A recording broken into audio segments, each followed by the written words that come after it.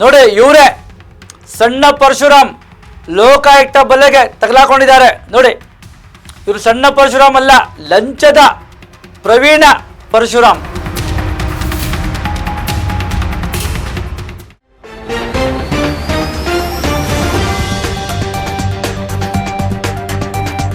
ನಮಸ್ಕಾರ, ಇದು ಸುದ್ದಿಗಾರ ಸತ್ಯದ ಕೂಗು. ಪಶ್ಚಿಮ ವಲಯದಲ್ಲಿ ಸಣ್ಣ ಪರಶುರಾಮ್ ಉಪ ಪ್ರಧಾನ ವ್ಯವಸ್ಥಾಪಕರು ಲೋಕಾಯುಕ್ತ ಬೆಲೆಗೆ ರೆಡ್ ಹ್ಯಾಂಡ್ ಆಗಿ 45,000 ರೂಪಾಯಿ ಲಂಚ ತಗೊಳ್ಳುವಾಗ ಹಣದ ಸಮೇತ ಲೋಕಾಯುಕ್ತ ಪೊಲೀಸರು ಬಂಧಿಸಿದ್ದಾರೆ.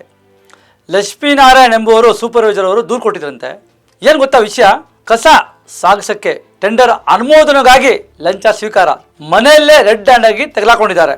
ಇವರು ಸಣ್ಣ ಪರಶುರಾಮ್ ಹೆಸರು. ಇವರು 3 ವಿಭಾಗಗಳಿಗೆ ಯಲಹಂಕ, ಬೊಮ್ಮನಹಳ್ಳಿ, ಪಶ್ಚಿಮ ವಲಯ. ಅಂದರೆ ಪಶ್ಚಿಮ ವಲಯ ಅಂದರೆ ನಮ್ಮ ಗಾಂಧಿನಗರಕ್ಕೂ ಸಂಬಂಧಪಡುತ್ತೆ. ಇವರು ದಿನನಿತ್ಯ ಲಂಚ ಬಾಕ ಅಂತೆ.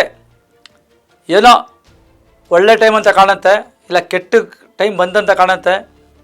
45,000 ರೂಪಾಯಿ ಅನುಮೋದನೆ ಕೊಡೋಕ್ಕೆ ಸತಾಯಿಸಿದ್ರಂತೆ. ಇವತ್ತು ಬಾ ನಾಳೆ ಬಾ ಅಂತ.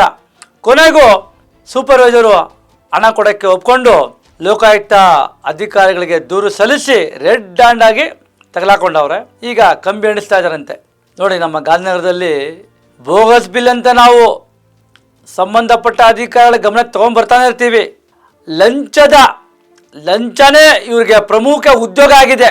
BBMP ಅಧಿಕಾರಿಗಳಿಗೆ ಇದಕ್ಕೆಲ್ಲ ಕಡಿವಾಣ ಹಾಕಬೇಕು. ಸ್ಥಳೀಯರು ಆಗಲಿ, ನಾಗರಿಕರಾಗಲಿ, ಮತ ಬಾಂಧವರಾಗಲಿ ಲಂಚ ಕೊಡಬಾರ್ದು, ತಗೋಬಾರ್ದು. ಇಲ್ಲಿ ನೋಡಿ ತಗಲಾಕೊಂಡಿದ್ದಾರೆ.